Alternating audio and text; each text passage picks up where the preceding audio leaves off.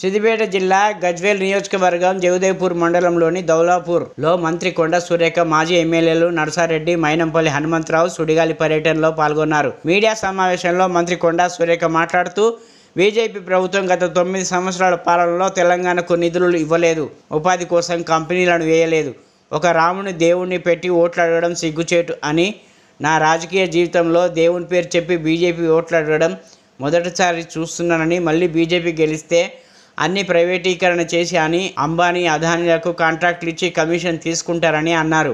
అరిష్టం అనేటువంటి మాట ఆ రోజు పేద పండితులే చెప్పడం జరిగింది.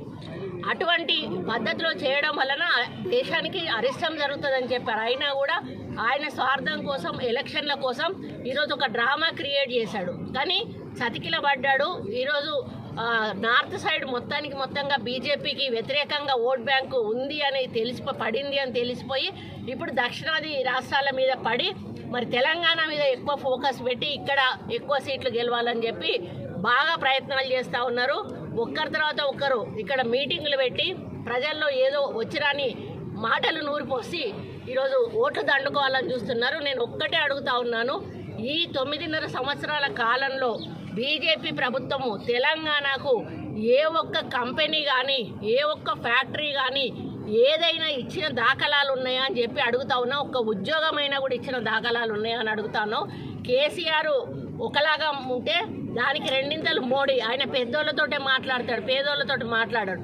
మళ్ళీ గెలిచినా కూడా ఇవన్నీ కూడా ప్రైవేటీకరణ చేసి అదాని, అంబానీలకు ఇచ్చి పర్సంటేజీలు తీసుకుంటాడు తప్పితే ప్రజల పక్షాన మాత్రం ఆయన పని చేయడం అనేది అందరికీ తెలియజేస్తూ మరి రేపు జరిగేటువంటి ఎన్నికలను మరి మన పిల్లలు వాళ్ళ భవిష్యత్తు బాగుండాలి అంటే కాంగ్రెస్ పార్టీ ఇందిరమ్మ రాజ్యం వస్తేనే బాగుపడుతుంది. రాహుల్ గాంధీ గారు ప్రధానమంత్రి అయితేనే బాగుపడుతుంది.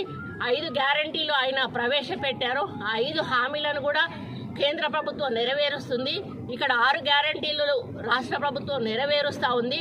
ఇప్పుడు హరీష్ రావు గారు కూడా ఒక సవాలు విసిరిండ్రు. ఏంటంటే, నువ్వు 15 ఆగస్టు లోపల నువ్వు అది రైతుల రుణమాఫీ చేయకపోతే ఇగో నేను రాజీనామా లెటర్ పట్టుకొని సిద్ధంగా ఉన్నానని.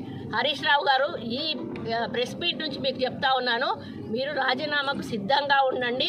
రేవంత్ రెడ్డి గారు మా వరంగల్ గడ్డ మీద సమ్మక్క సారలమ్మ, 1000 స్తంభాల గుడి, రామప్ప దేవాలయం వీళ్ళందరి మీద కూడా ఒట్టేసి చెప్పారు, ఆగస్టు 15 లోపు రైతు రుణమాఫీ చేస్తామని. మీరు వెంటనే రాజీనామా చేసి మీ పదవి నుంచి పక్కకు తప్పుకోవాల్సిన టైం దగ్గరకు వస్తూ ఉంది. కాబట్టి ఛాలెంజ్లు చేయడం కాదు, ఛాలెంజ్లను నిలుపుకోవడం గొప్పతనం. మీరు చాలా ఛాలెంజ్లు చేశారు కానీ ఏది నిలుపుకోలేదు. ఈరోజు రేవంత్ రెడ్డి ఛాలెంజ్ చేశారు, 100% నిలుపుకుంటారని రైతులకు కూడా విజ్ఞప్తి చేస్తూ మరి కరెంటు పోయి చచ్చిపోయినరు, ఎండిపోయి చచ్చిపోయినరు రైతులని ఒక అపోహ సృష్టిస్తూ ఉన్నారు. చాలా తప్పు అది. ఎందుకు అనంటే కొన్ని కారణాలు, వేరే కారణాలతో రైతులు ఆరోగ్యం బాగలేకనో, యాక్సిడెంట్స్ అయితేనో అవన్నీ లెక్కగట్టి 280 మంది రైతులు చనిపోయారనేటువంటి మాట హరీష్ రావు